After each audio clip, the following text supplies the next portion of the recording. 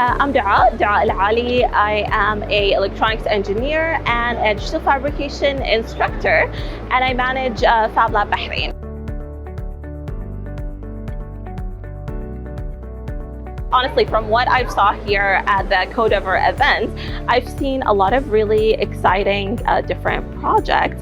And I think the impact that it had on the students did not necessarily have a lot to do with just the project that they created here, just the experience of being here, coming over here from their country, being able to present their project in front of judges, being able to confidently speak about it.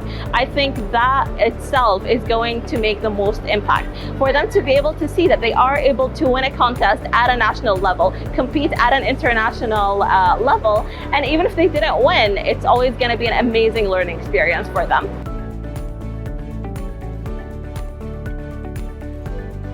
I am really hoping for the winners are gonna get to go to the Fab event later on, like in Mexico, because that's honestly one of the best experiences they'll be able to do, and they'll be able to see so many incredible projects from around the world and see like what those kind of like projects look like in the real world actually being implemented. So I think it will be a wonderful learning experience.